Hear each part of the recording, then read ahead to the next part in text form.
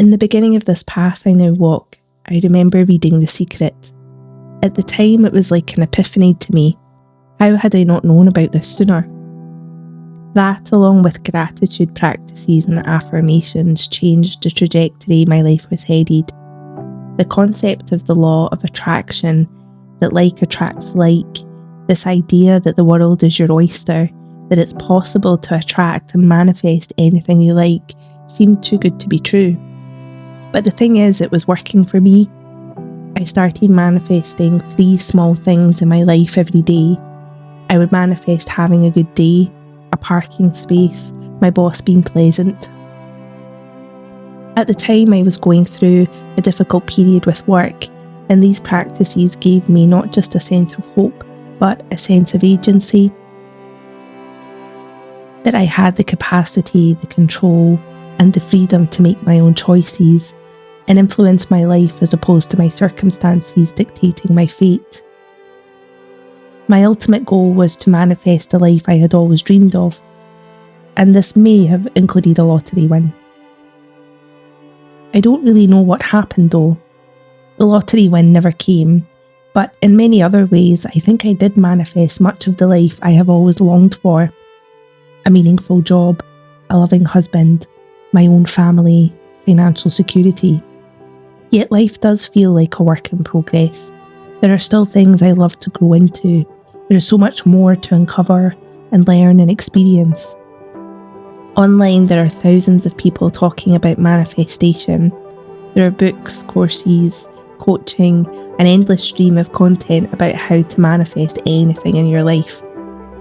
However, what I see more of is people teaching manifestation as their way of manifesting wealth. They often sell the idea of abundance while their own abundance is coming from selling that very idea. And I think it's important for people to be mindful of that. Over the years, my own perspective has changed. I no longer see manifestation as some magical shortcut in life. I've come to see it as surface level in many respects, or at least the way it's often presented. Even where it works, it isn't the answer to all of your problems. It doesn't satisfy the deeper places in you, because at its core, manifestation, when understood, feeds into the consumer-driven mindset. It's the constant need for more success, more validation, more stuff. Life isn't about acquiring as much as you can, and if you spend your energy chasing manifestation in that way without considering your own alignment, you've missed the point. The question then is, what is the truth? Or at least my truth. I don't believe that you can manifest absolutely anything for a few reasons. You came into this life to grow and learn.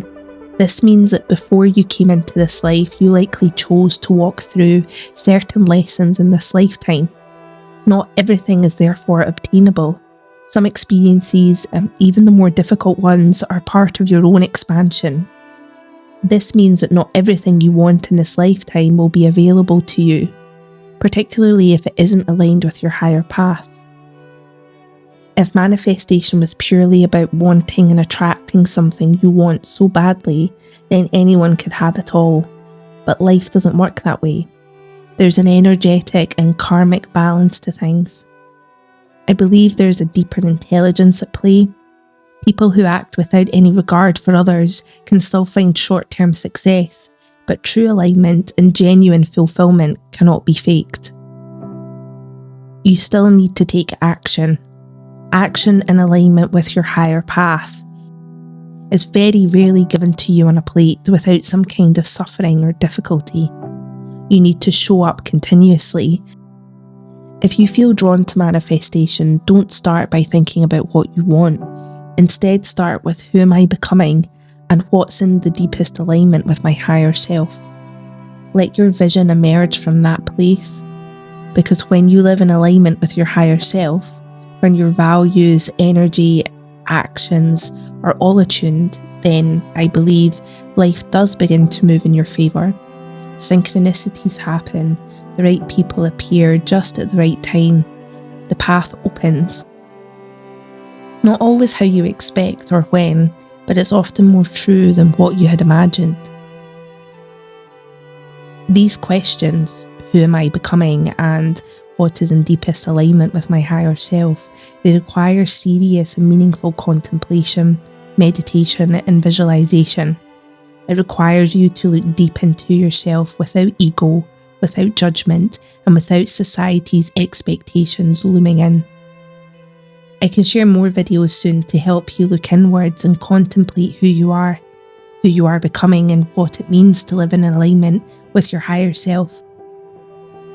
In the meantime, you're not here to force reality into your vision. You're here to remember what already belongs to you and what you already know, and become that version of yourself who can receive it.